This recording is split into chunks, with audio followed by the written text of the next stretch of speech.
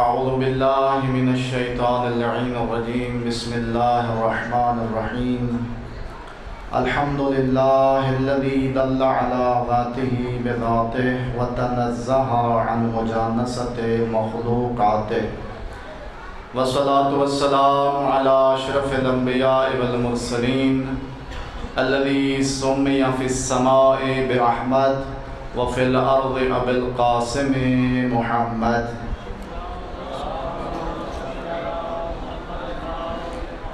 وعلى أهل بيته الطيبين الطاهرين المعصومين المظلومين الذين أذهب الله عنهم الرجس وطهرهم تطهيرا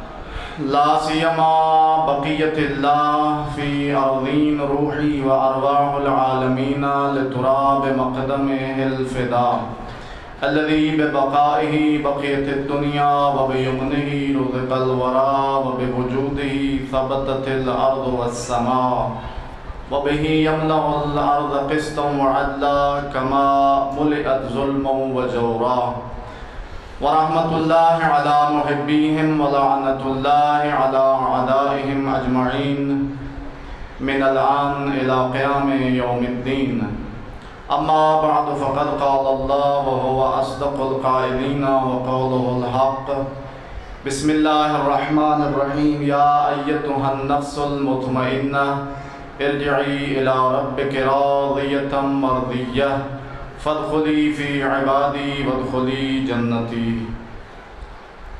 خداوندہ ہماری زبان سے وہ الفاظ ادا کرنے کی توفیق عنایت فرما جن سے تیری رضا، خوشنودی اور امام زمانہ کی تائید شامل حال ہو۔ ایک صلوات پڑھ دیں محمد والے محمد پر۔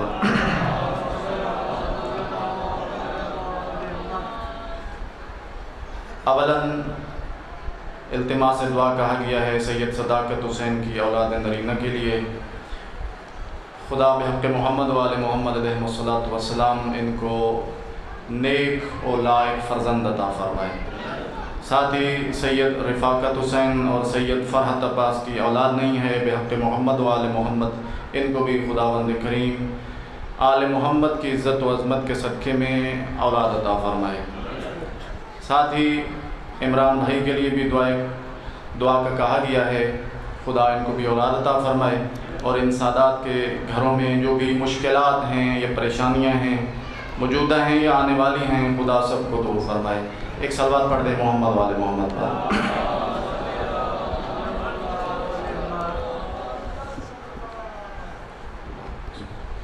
سب سے پہلے تو میں آپ کی خدمت میں یہ عرض کر دوں کہ چونکہ میرا تعلق ایک دینی مدرسہ کے ساتھ ہے، تو میں کوشش کروں گا کہ منبر امام حسین علیہ السلام کا ایک تقاضا ہے، ایک نہیں کئی تقاضے ہیں، ان تقاضوں میں سے ایک تقاضا ہے کہ اس منبر کے اوپر وہ روایات، وہ احادیث اور وہ اقوال بیان کیے جائیں کہ جن کو علماء اعلام نے مستند قرار دیا ہے، اور یہ آج کے دور میں بہت مشکل ہے، المیہ ہے ہمارے منبر کا۔ تو میں اشارتاً گزر گیا جو کہنا چاہتا تھا، لیکن بہرحال میں کوشش کروں گا کہ آپ تمام بزرگان برادران کی خدمت میں وہ گزارشات پیش کروں کہ اگر کوئی میری گرفت بھی کرے تو کم از کم میرے پاس کوئی نہ کوئی ثبوت، کوئی نہ کوئی حوالہ ہونا چاہیے۔ تو اگر آپ حضرات بھی مطمئن ہیں تو سفر تو ہم نے بھی کافی کیا ہے، تھکاوٹ ہمیں ہے، ہر ایک کو اپنے مقام پر تھکاوٹ ہے، لیکن ذکر امام حسین علیہ السلام ہے۔ اگر آپ حضرات بھی توجہ کے ساتھ سن رہے ہیں اور سننا چاہتے ہیں تو ایک اپنی توجہ کا ثبوت دیتے ہوئے ایک بلند صلوات پڑھ دیں محمد والے محمد۔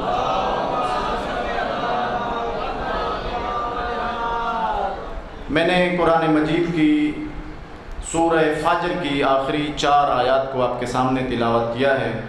30واں پارہ سورہ فجر کی آخری 4 آیات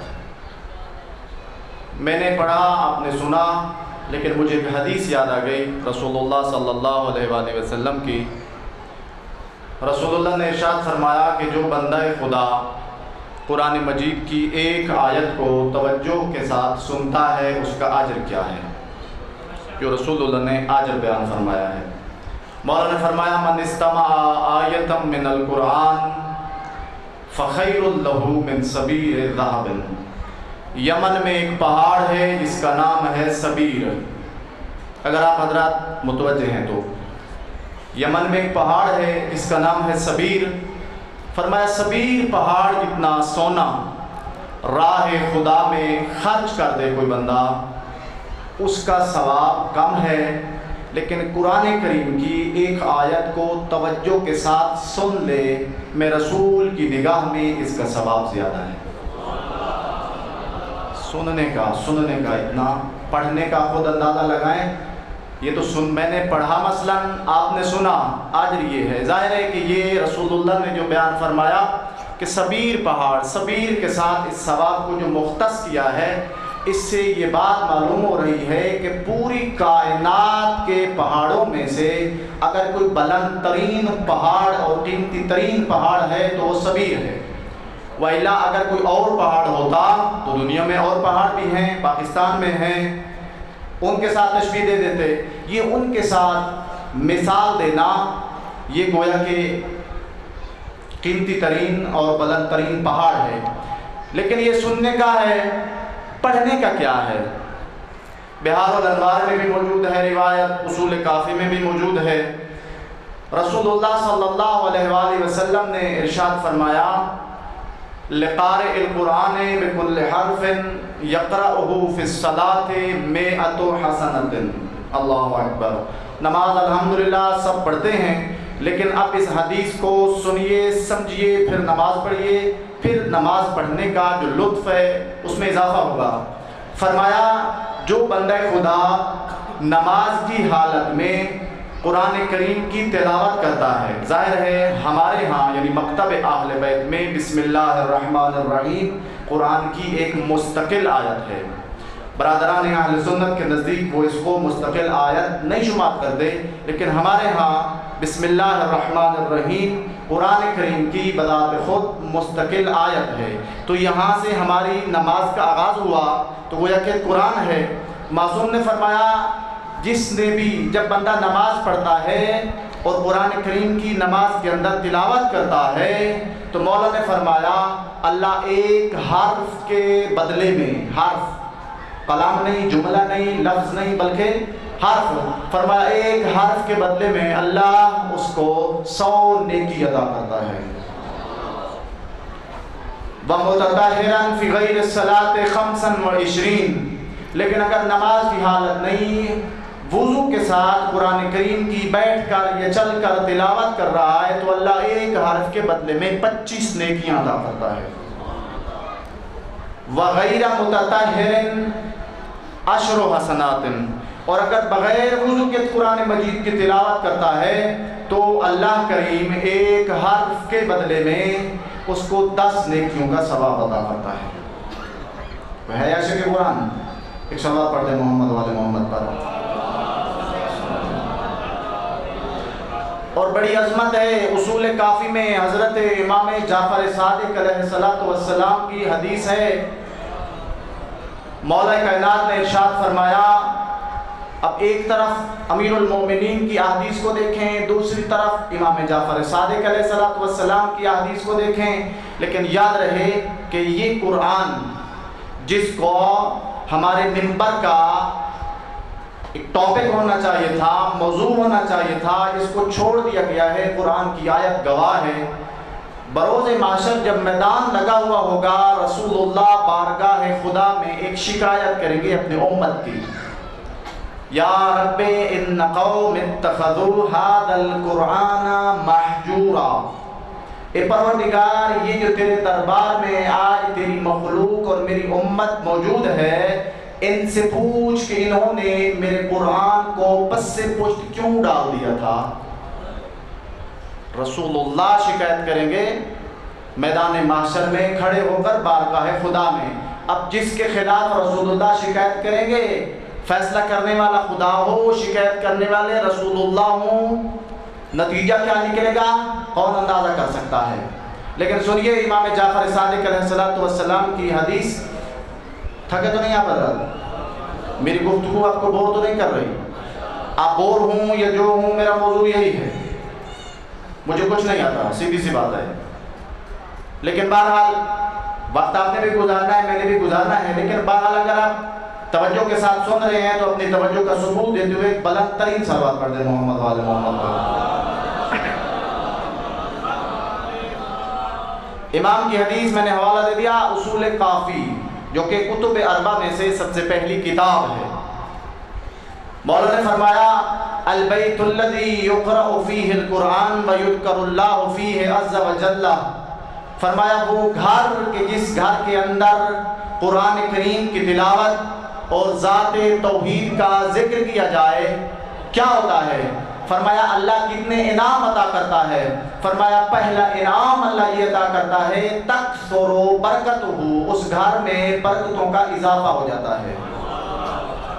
دوسرا انعام فرمایا تحضرہ الملائکہ. اللہ اکبر.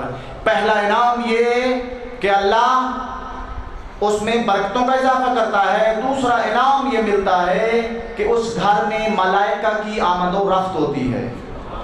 تحضرہ الملائکہ. تیسرا انعام یہ ملتا ہے تحجرہ الشیاطین، پھر اس گھر کے قریب شیاطین نہیں آ سکتے. وَيُضِيءُ لِأَهْلِ السَّمَاءِ كَمَا تَضِيءُ الْكَوَاكِبُ لِأَهْلِ الْأَرْضِ. اہل آسمان کو وہ گھر ایسے چمکتا ہوا دکھائی دیتا ہے جیسے اہل زمین کو آسمان پہ ستارے چمکتے ہوئے دکھائی دیتے ہیں. لیکن اسی کا دوسرا رخ مولا کیا نے فرمایا وَإِنَّ الْبَيْتَ الَّذِي لَا يُقْرَأُ فِيهِ الْقُرْآنِ وَلَا يُذْكَرُ اللَّهُ فِيهِ عَزَّ وَجَلَّ. لیکن فرمایا وہ گھر کہ جس میں تلاوت قرآن نہ ہو اور ذکر توحید نہ ہو، اس میں تین نقصان ہوتے ہیں. پہلا نقصان یہ کہ تقل برکت ہو، جتنی بھی آمدنی ہو برکتیں اٹھ جاتی ہیں.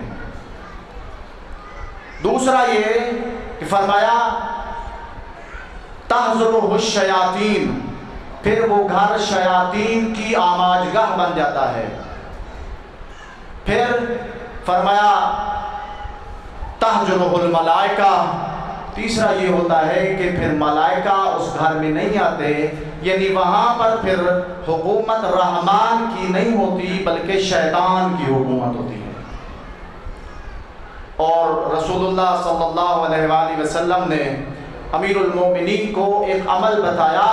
ہر بندہ ہر دن ہر لمحہ کسی نہ کسی کام کو نکلتا ہے، لیکن اب سنیے مولا رسول اللہ صلی اللہ علیہ وآلہ وسلم نے مولا کائنات کو خطاب کر کے فرمایا یا علی اذا خرجت من منزلک، یا علی جب آپ اپنے گھر سے نکلیں ترید حاجتا، کسی حاجت کے سلسلے میں کسی کام کے سلسلے میں، فقرا آیت الکرسی، آیت الکرسی پڑھ لینا، فإن حاجتک تقضی انشاءاللہ تعالی. پھر میں رسول ضمانت دے رہا ہوں آیت الکرسی پڑھ کر گھر سے نکلنا کام کے سلسلے میں یہ آپ کا کام ہے. میں وعدہ کر رہا ہوں اس کام کو پورا کرنا یہ میرے خدا کا کام ہے.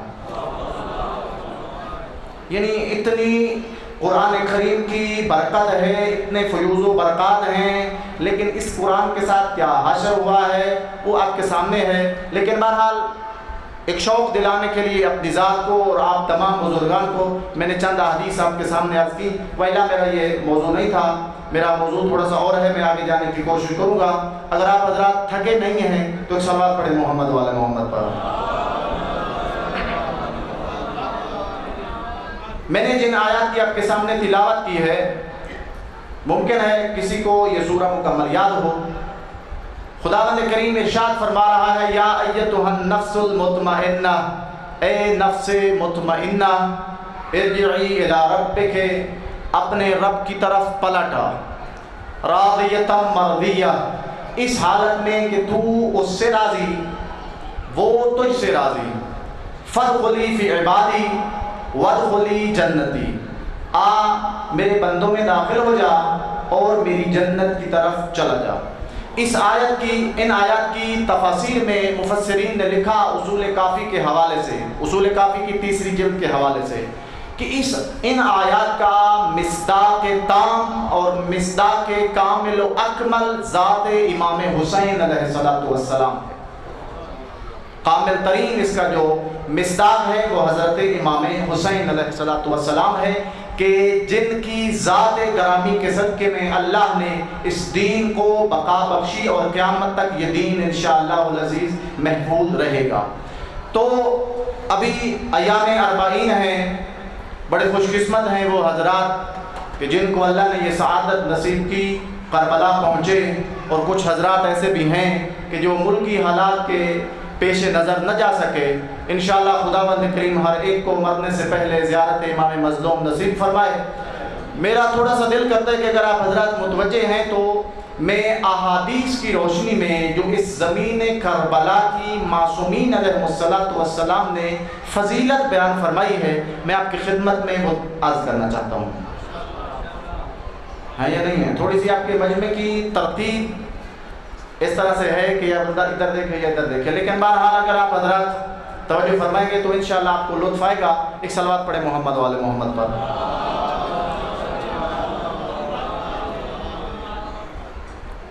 زمین کربلا کے جو فضائل ہیں یقیناً وہ ایک مجلس میں بیان ہونے والے نہیں ہیں، لیکن میں چند ایک فضائل کہ جو اللہ نے امام مظلوم کے صدقے میں اس زمین کربلا کو عطا فرمائے آپ کی خدمت میں عرض کروں۔ زمین کربلا کی سب سے پہلی فضیلت یہ ہے آئمہ کی نگاہ میں کہ اللہ نے اس زمین کربلا میں ہر مرض کی شفا رکھی ہے۔ امام صادق علیہ السلام کی خدمت میں ایک بندہ حاضر ہوا اور آ کر عرض کرتا ہے مولا بہت پریشان ہوں، پریشانی کا سبب دو چیزیں ہیں۔ پہلی چیز یہ ہے کہ میں بیمار ہوں، علاج کیا ہے شفا نہیں ہو رہی۔ دوسری یہ ہے کہ مختلف مصائب و آلام میں، مشکلات میں اور پریشانیوں میں گھر چکا ہوں، کوئی چھٹکارا حاصل نہیں ہو رہا۔ تو مولا کائنات نے اس کو مخاطب کرتے فرمایا این انت عن طین قبر الحسین ابن علی علیہ السلام، بندہ خدا تو جو بیمار ہے، علاج کیا ہے، شفا نصیب نہیں ہو رہی، تو پھر تو میرے جد حسین کی خاک کو استعمال کیوں نہیں کرتا؟ فَإِنَّ فِيهِ الشِّفَاءُ مِن كُلِّ دَاءٍ وَأَمْنًا مِن كُلِّ خَوْفٍ۔ تجھے معلوم ہونا چاہیے کہ اس خاک میں اللہ نے میرے جد حسین کے پاک اور طیب و طاہر خون کے صدقے میں ہر مرض کی شفا رکھی ہے اور ہر خوف سے امن و امان رکھا ہے۔ سائل نے عرض کیا مولا یہ تو میں سمجھ گیا کہ اللہ نے شفا رکھی ہے، لیکن یہ جو آپ نے فرمایا کہ ہر خوف سے امان ہے مجھے سمجھ نہیں آئی، کیا مطلب؟ مولا کائنات نے فرمایا جب بھی تجھے کسی سے کوئی خوف ہو، کوئی بڑا ہو یا چھوٹا ہو، اس سے کوئی خوف ہو، تو جانا چاہے اس کے پاس اور تو اس شک میں ہو کہ میرے ساتھ کیا رویہ برتے گا، تو پھر سن لے میری وصیت یاد رکھنا، میرے جد حسین کی تھوڑی سی خاک اٹھا کر اپنے پاس رکھ لینا، پھر میں ضمانت دیتا ہوں دنیا کا ظالم ترین اور جابر ترین انسان بھی تجھے کوئی نقصان نہیں پہنچا سکے گا۔ یعنی اتنی عظمت ہے کہ اللہ نے اس زمین کربلا میں امام مظلوم کے خون کے صدقے میں ہر مرض کی شفا رکھی ہے۔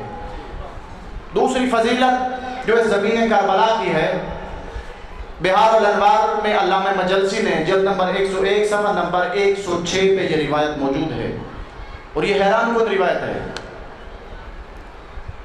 امام جعفر صادق علیہ السلام نے فرمایا اگر آپ صلوات پڑھنا چاہیں تو پھر مل کر صلوات پڑھیں، نہ پڑھنا چاہیں تو آپ کے صلوات پڑھنے نہ پڑھنے سے مجھے کوئی فرق پڑنے والا نہیں ہے۔ ایک صلوات بلند پڑھ دیں محمد والے محمد پر۔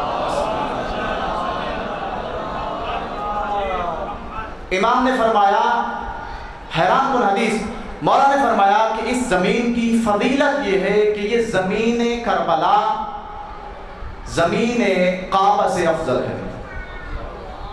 یہ معمولی بات نہیں ہے، زمین کربلا زمین کعبہ سے افضل ہے۔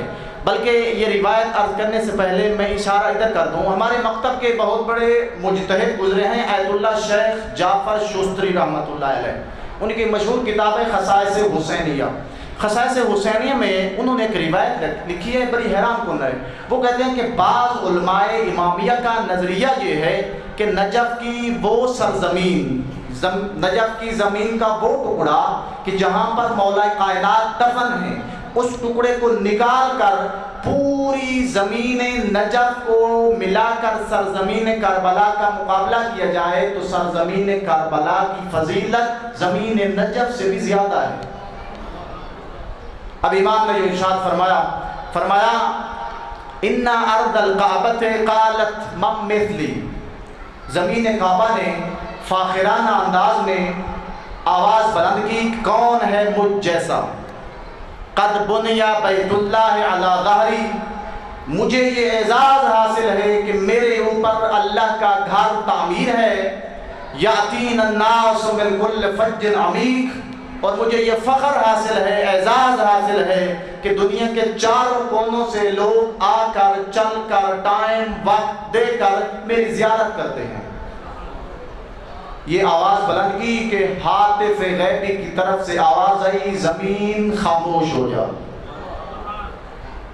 میں خالق ہوں، تجھے بنانے والا ہوں، لیکن سن، تجھے بھی میں نے بنایا، زمین کربلا کو بھی میں نے بنایا، میں ہوں دونوں کا خالق، تو یہ فیصلہ سب سے بہتر خالق ہی کر سکتا ہے کہ فضیلت اور رتبے کے اعتبار سے افضل کون ہے۔ فرمایا سن، میں اللہ اگر زمین کربلا کو خلق نہ کرتا تو میں تجھے بھی خلق نہ کرتا۔ پھر فرمایا تیری پوری فضیلت، میں نے بڑی فضیلت دی ہے، تیری پوری فضیلت کو ملا کر مقابلہ کیا جائے سرزمین کربلا کا تو سرزمین کربلا کو میں اللہ نے اتنی فضیلت عطا کی ہے کہ اس کی فضیلت میں اتنی کمی بھی واقع نہیں آئے گی کہ جتنی کمی سمندر کے پانی میں سمندر کے پانی میں سوئی کی نوک کو ڈالنے سے سمندر کے پانی میں آتی ہے۔ کیا فرق آئے گا اس میں؟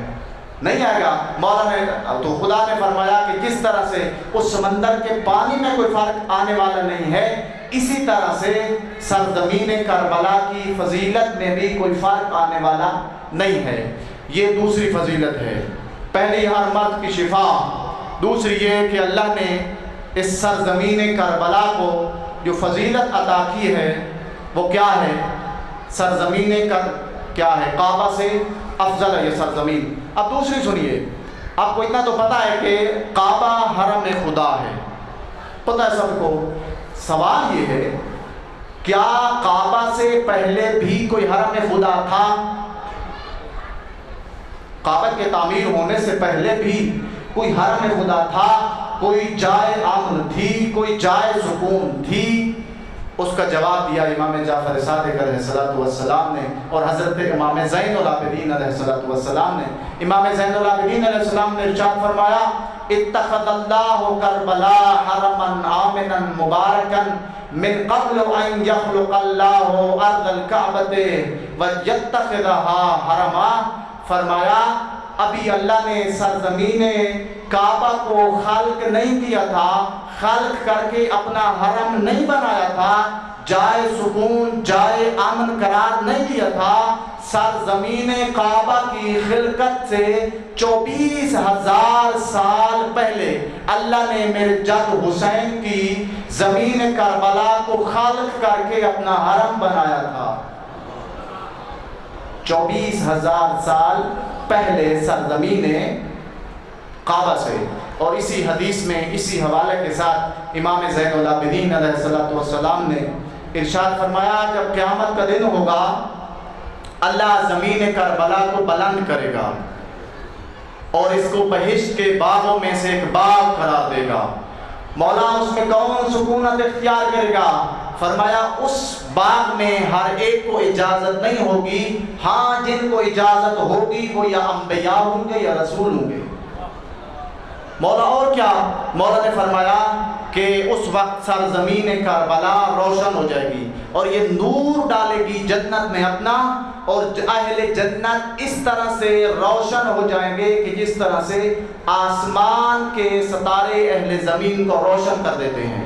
اور اس وقت یہ زمین ندا دے گی، لوگوں میں وہ مقدس سرزمین ہوں کہ جس کے اندر جوانان جنت کا سردار حسین ابن علی دفن ہے۔ یہ کتنی فضیلتیں ہو گئیں یار؟ بولیے تھوڑا سا میرے ساتھ۔ 3 کی 4 3۔ اب چوتھی فضیلت سنیے۔ سوال یہ ہے، کیا یہ جو کربلا زیارت گاہ بنی ہے، امام حسین کی شہادت سے پہلے بھی کسی مخلوق کی یہ سرزمین کربلا زیارت گاہ تھی یا نہیں تھی؟ ایک اہم سوال ہے۔ امام حسین کی شہادت کے بعد تو پوری عالم انسانیت کے لیے یہ زیارت گاہ بن گئی، لیکن کیا امام کی شہادت سے پہلے بھی کوئی ایسی مخلوق تھی کہ جن کے لیے یہ کربلا کی سرزمین زیارت گاہ تھی؟ اس کا جواب بہار الانوار جلد نمبر 101 صفحہ نمبر 109 پہ علامہ مجلسی نے روایت لکھی ہے۔ امام جعفر صادق علیہ السلام سے مولا نے فرمایا، الا ان الملائکۃ زارت کربلا الف عام من قبل ان یسکنہ جد الحسین۔ فرمایا ابھی میرے جد حسین کی شہادت نہیں ہوئی تھی، وہ اس زمین میں دفن نہیں ہوئے تھے، ان کی شہادت اور ان کے دفن سے 1000 سال پہلے اللہ ملائکہ کو حکم دیتا تھا، چھوڑ دو میری تسبیح، چھوڑ دو تحلیل، چھوڑ دو تقدیس، جاؤ سرزمین کربلا کی زیارت کر کے آؤ۔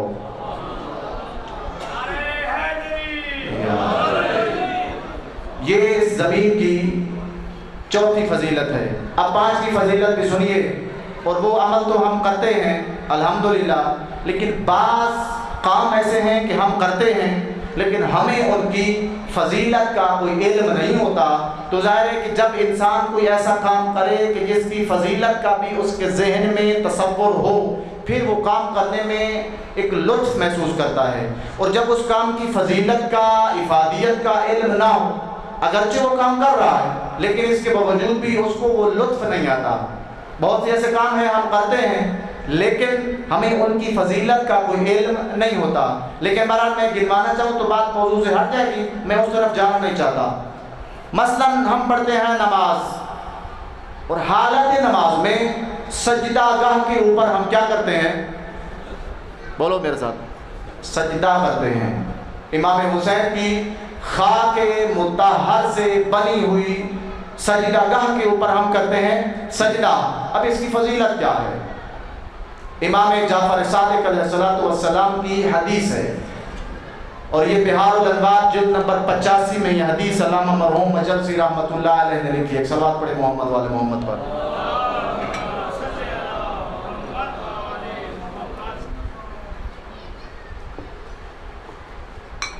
پھر بھی صلوات پڑھ دیں محمد والے۔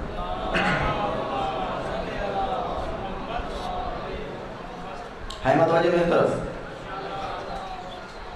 میں نے حوالہ دیا بہار الانوار جلد نمبر 85 صفحہ نمبر 153 پہ یہ حدیث موجود ہے۔ امام جعفر صادق علیہ السلام کی حدیث، مولا نے فرمایا، السجود علی تربۃ الحسین یخرق الحجب السبع دعوات۔ فرمایا جب کوئی ہمارا ماننے والا نماز شروع کرتا ہے اور چلتے چلتے وہ چلا جاتا ہے سجدے میں اور سجدہ کرتا ہے میرے جد حسین کی خاک سے بنی ہوئی سجدہ گاہ کے اوپر، تو اللہ نے اس سجدہ گاہ میں اتنی برکت رکھی ہے کہ اس خون امام حسین کے صدقے میں وہ ایک سجدہ اللہ کے 7 آسمانوں کو پھاڑ کر دروازے قبولیت تک پہنچ جاتا ہے۔ خرقہ یخرقو کا مطلب کسی چیز کو پھاڑ دینا ہے، اور حجب یہ حجاب کی جمع ہے، 7 یعنی 7 آسمان 7 ہیں۔ مولا نے فرمایا وہ اتنا تیزی کے ساتھ دروازے قبولیت تک پہنچتا ہے کہ 7 آسمانوں کو پھاڑ دیتا ہے۔ اور اسی بہار الانوار میں امام کی حدیث موجود ہے، مولا نے فرمایا تربت تربت الحسین تقبل بها الصلاۃ وان كانت ناقصۃ، فرمایا اللہ نے میرے جد حسین کی خاک میں امام کے خون کے صدقے میں اتنی فضیلت رکھی ہے کہ جب کوئی بندہ نماز پڑھتا ہے اور سجدہ کرتا ہے میرے جد حسین کی خاک کے اوپر تو وہ نماز اللہ قبول کر لیتا ہے، اگرچہ وہ نماز ناقص ہی کیوں نہ ہو۔ ناقص سمجھتے ہیں یعنی ادھوری، لیکن یہ فرق بھی سمجھیے گا بعد میں کوئی مسئلہ نہ بنے۔ نقص جو ہوتا ہے یعنی ادھورا پن، اس کی دو قسمیں ہوتی ہیں، یعنی جو ہم نماز پڑھتے ہیں اور یہ کہا جاتا ہے کہ ہم نماز میں نقص ہے۔ نقص دو طرح کا ہوتا ہے، ایک ہوتا ہے نقص ظاہری، ایک ہوتا ہے نقص باطنی۔ نقص ظاہری سے مراد یہ ہے کہ مثلا میرا لباس نجس ہے، میرا بدن نجس ہے، یا میں ایک ایسی جگہ پہ نماز پڑھ رہا ہوں کہ جو نماز جگہ کیا ہے غصبی ہے، یا میں نے وضو کیا ہے لیکن پانی چوری کا تھا، غصبی تھا، تو یہ جو نماز پڑھ رہا ہوں کیا ہے؟ نقص ہے اس میں، یہ ہے نقص ظاہری۔ ایک ہے نقص باطنی، ساری شرائط ہیں، جس لباس کے ساتھ نماز پڑھ رہا ہوں وہ لباس ان پیسوں سے خریدا ہے کہ جن کا خمس دیا ہوا تھا، اس لیے کہ بغیر خمس کے نماز قبول لگتا ہے مشکل کر دیں۔ ایک سال بعد پڑھے محمد والے محمد پر۔ ساری شرائط پوری تھی، لیکن مسئلہ یہ تھا کہ میں نے نماز شروع کی، متوجہ نہیں تھا، پڑھ نماز رہا ہوں، اس لیے کہ بیچاری مظلوم ہے ہماری نماز، اور ہر ایک انسان بھول جاتا ہے نا، حساب میں، کتاب میں، گھر میں، بھول جاتا نہیں بھول جاتا۔ اس بھولی ہوئی چیز کو یاد کرنے کا آپ کو نسخہ بتاؤں؟ جو وہ بھولتا ہے اور اس چیز کو یاد کرنا چاہتا ہے اس نسخے کے ذریعہ، تو ہاتھ بلند کر کے نعرہ حیدری۔ اب بتاؤں نسخہ یہ ہے، جب بھی کوئی چیز بھول جاؤ، حساب ہے، کتاب ہے، جو چیز بھی ہے، کوئی چیز فلاں رکھی ہے گم ہو گئی ہے، پتہ نہیں کہاں رکھی ہے، اس کا میں آپ کو آسان عمل اور آسان وظیفہ بتاؤں۔ وضو کیجئے، مصلی پہ آئیے اور نیت کیجئے 2 رکعت نماز پڑھتا ہوں قربتاً اللہ، اللہ اکبر۔ یقین کیجئے جو ہی اللہ اکبر کی راہ ختم ہوگی فوراً تصور آئے گا گھر میں ٹماٹر نہیں ہے، آلو نہیں ہے، مرچ نہیں ہے، فلاں نہیں ہے۔ یہ ہماری نماز کا حشر ہے۔ آپ نے پتہ نہیں کیا سمجھا تھا کہ میں کیا کہہ رہا ہوں، ہے یا نہیں ہے؟ یہ ہماری نماز، اسے کہتے ہیں نقص باطنی۔ پڑھ نماز رہا ہے، سوچ کوئی اور رہا ہے۔ ہوتا ہے ایسا، میرے ساتھ تو ہوتا ہے، آپ کے ساتھ ہو یا نہ ہو، سب سے پہلے تو میں ہوں، آپ کی بات نہیں کرتا۔ یہ ہے نقص باطنی۔ لیکن یہ جو مولا نے فرمایا کہ نماز قبول ہوگی اگرچہ نماز ناقص ہی کیوں نہ ہو، اس نقص سے مراد نقص ظاہری نہیں ہے۔ مجھے پتا ہے میرا لباس نجس ہے، میں نماز پڑھ رہا ہوں، نماز باطل ہے۔ مجھے پتا ہے جس وضو کے ساتھ، جس پانی کے ساتھ میں نے وضو کیا ہے وہ پانی میرا نہیں تھا، غصبی تھا، نماز باطل ہے۔ لیکن ایک نقص ہے کہ میں نماز پڑھتا ہوں، بڑی کوشش کرتا ہوں کہ مجھے کوئی خیال نہ آئے، اس کے باوجود مجھے خیال آ جاتا ہے، تو یہ نقص واقع ہو گیا۔ اس نقص کو ختم کرتی ہے اور اس نماز کو ناقصہ سے تامہ بنانے والی چیز کا نام ہے سجدہ گاہ امام حسین علیہ السلام۔ امام کی حدیث ہے۔ اچھا، یہ تو آسمان کا یہ حشر ہوا کہ اس سجدہ گاہ کی وجہ سے 7 آسمانوں کو، 7 حجابات کو پھاڑ کر وہ سجدہ بارگاہ خدا میں پہنچتا ہے۔ تو درمیان میں اگر آپ کے ذہن میں سوال آیا یا نہیں ہے، آنا چاہیے، وہ یہ ہے کہ آسمان کہاں ہے؟ سجدہ گاہ پڑی ہے زمین کے اوپر، آسمان کے ساتھ یہ ہوا کہ 7 حجاب پھٹ گئے۔ سوال یہ ہے کیا زمین کے ساتھ بھی کوئی حشر ہوتا ہے؟ زمین کے اوپر بھی کوئی اثر ہوتا ہے؟ اس کا جواب بھی دیا امام صادق علیہ السلام نے، فرمایا تربت الحسین گھبرا تو نہیں گئے؟ تربت الحسین ینور الارضین السب، فرمایا جب بندہ خدا نماز پڑھتا ہے، ہمارا ماننے والا نماز پڑھتا ہے اور سجدہ کرتا ہے میرے جد حسین کی خاک کے اوپر، تو اس ایک سجدے کی وجہ سے 7 طبقات روشن ہو جاتے ہیں، ایک سجدہ کی وجہ سے۔ اچھا یہ تو ہے نا سجدہ کا، ساتھ ہم الحمدللہ خاک شفا سے بنی ہوئی تسبیح بھی پڑھتے ہیں، پڑھتے یا نہیں پڑھتے؟ اب اس کی فضیلت کیا ہے عرض کر دوں؟ اب کی ماشاءاللہ تو کہہ رہی ہے کہ بس کریں، ایک پڑھنے والی ماشاءاللہ بلا سنائیں، صلوات۔ بارہ چلو میں آپ کو پریشان نہیں کرتا، گھبرائیے گا نہیں۔ خاک شفا سے بنی ہوئی تسبیح جو ہم پڑھتے ہیں، مستدرک الوسائل کی روایت ہے، روایت یہ ہے کہ بندہ مومن جب خاک امام مظلوم سے بنی ہوئی تسبیح ایک پوری تسبیح پڑھتا ہے، استغفر اللہ ربی واتوب الیہ، آج یہ ملتا ہے کہ معصوم فرماتے ہیں تسبیح ایک پڑھتا ہے ثواب میں 70 تسبیح شمار ہوتی ہے۔ یہ تو پڑھتا ہے، اگر نہیں پڑھتا تو پھر کیا ہے؟ پھر مولا نے فرمایا اگر کوئی ذکر نہیں پڑھتا، بس ہاتھ میں ہے دانے پھیر رہا ہے، زبان سے کوئی ذکر ادا نہیں کر رہا، دانے پھیر رہا ہے، مولا نے فرمایا پھر بھی خدا اجر ضائع نہیں کرتا، تسبیح ایک پڑھتا ہے یعنی دانے پھیر کر بغیر ذکر کے، لیکن امام حسین کے خون کے صدقے میں وہ ایک تسبیح 7 تسبیحوں کے برابر ثواب رکھتی ہے۔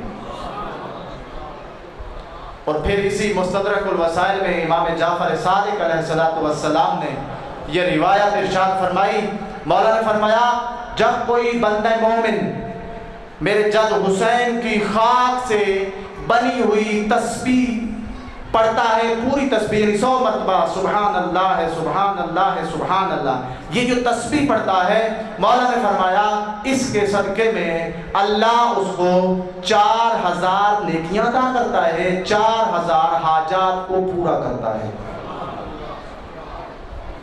مولا اور ثواب، مولا نے فرمایا اگر پوری تسبیح تسبیحات 4 کی پڑھتا ہے، یعنی سبحان اللہ والحمد للہ ولا الہ الا اللہ واللہ اکبر پڑھتا ہے، اجر یہ ملتا ہے کہ اللہ 1000 نیکی عطا کرتا ہے، 6000 درجات بلند کرتا ہے، 6000 گناہ معاف کرتا ہے، اور جب مر کر یہ پہنچے گا میدان معاشر میں اللہ اجازت دے گا کہ میں اللہ تجھے اجازت دے رہا ہوں کہ سامنے پوری مخلوق انسانیت موجود ہے، ان میں سے پورے 6000 بندے کی تو شفاعت کر سکتا ہے،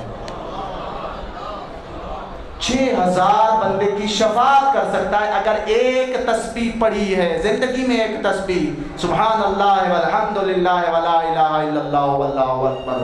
اتنی تعبیر ہے امام مظلوم کے خون کے صدقے میں اس زمین کربلا میں، اس لیے کہ اس زمین کربلا میں خون بہایا گیا ہے فرزند رسول کا۔ آپ نے نام سنا ہوگا جلال الدین سیوطی کا، متعصب قسم کا آدمی ہے، میں اشارتاً یہ کر دوں کہ یزید کو 6واں خلیفہ شمار کرتا ہے، پڑھیے جلال الدین سیوطی کی تاریخ الخلفاء، یعنی اس قسم کا وہ آدمی ہے، لیکن اس نے ایک روایت لکھی ہے زدارو، میں حیران ہوا ہوں کہ کمال کیا اس نے، کہتا ہے یہ جو سورج نکلتا ہے سورج کے ساتھ سرخی ہوتی ہے نہیں ہوتی؟ ہوتی ہے، غروب کرتا ہے سرخی ہوتی ہے۔ سیوطی کہتا ہے روز عاشور شہادت امام مظلوم سے پہلے یہ سرخی نہیں تھی۔ اچھا کب تھی؟ کہتا ہے جب مارا گیا نا فرزند رسول کا، یہ سورج گزر رہا تھا عصر عاشور، اور یہ گزر رہا تھا لاش امام حسین سے، اور دیکھا ہے کہ بے غسل بے کفن اور بے دفن لاشا پڑا ہے امام مظلوم کا، سورج نے امام کے ساتھ ایک وعدہ کیا ہے۔ کیا وعدہ؟ کہتا ہے فرزند رسول میرا اور تو کوئی بس نہیں چلتا، ایک وعدہ کرتا ہوں قیامت تک جب تک میرا یہ سلسلہ آمد و رفت جاری رہے گا، میں نکلوں گا تو بھی تجھے روؤں گا، غروب کروں گا تو بھی تجھے روؤں گا۔ اور سنی شیعہ مورخین نے بڑی عجیب روایات لکھی ہیں۔ روز شہادت کے بعد علماء نے لکھا کہ 40 روز تک جو پتھر اٹھاتے تھے نیچے سے خون ابلتا تھا۔ 40 روز تک زیر آسمان جو کپڑا کیا جاتا تھا اوپر خون کی بارش ہوتی تھی۔ اور میں نے روایت پڑھی کہ 40 روز تک رات کو مٹکوں میں جو پانی بھر کر رکھتے تھے، رکھتے وقت پانی ہوتا تھا، صبح دیکھتے تھے تو وہ پانی خون میں تبدیل ہو گیا ہوتا تھا۔ امام مظلوم کے اوپر جو ظلم ہوا ہے وہ دیکھیے 3 روز تک پوری دنیا تاریک رہی ہے۔ میں نے روایت میں پڑھا 3 دن تک پوری دنیا روز شہادت امام مظلوم کے بعد یہ دنیا تاریک رہی ہے، اس لیے کہ بے دردی کے ساتھ مارا گیا فرزند رسول کا۔ اور آپ نے سنا کہ جنگ احد میں جب حضرت حمزہ کو شہید کر دیا گیا اور آپ کو پتہ ہے کہ ان کا مسلح کیا گیا، مسلح کرنے والی جو تھی آپ کو پتہ ہے، نام لینا مناسب نہیں ہے، مسلح کیا گیا تو حضرت حمزہ کو جب پتہ چلا نا کہ حضرت حمزہ کی بہن میری پھوپھی صفیہ آنا چاہتی ہے بھائی کی لاش کے اوپر، تو لاش کا عالم یہ تھا کہ کٹی ہوئی تھی، مسلح کیا ہوا تھا، تو رسول اللہ نے فرمایا بہن آنا چاہتی ہے بھائی کی لاش کے اوپر، اور بھائی کی لاش کا عالم یہ ہے کہ عین ممکن ہے بھائی کی لاش کو دیکھ کر کہیں بہن مر جائے، میں یہ چاہتا ہوں کہ لاش کو ڈھانپ دیا جائے اس لیے کہ اس کی نگاہ نہ پڑے، نتیجتاً اس کی جان محفوظ رہے۔ لیکن عزیزانو یہاں آنے والی صفیہ تھی، شہید ہونے والا حضرت حمزہ تھے، لیکن میں قربان جاؤں زینب عالیہ جب آئی ہے نا بھائی کی لاش کے اوپر تو سوال کر رہی ہے انت اخل حسین، بھائی میرے بھائی حسین تم ہو، انت ابن ام فاطمہ الزہرا، وہ حسین تم ہو وہ جو میری زہرا کے لاڈلے تھے۔ پھر کیا ہوا؟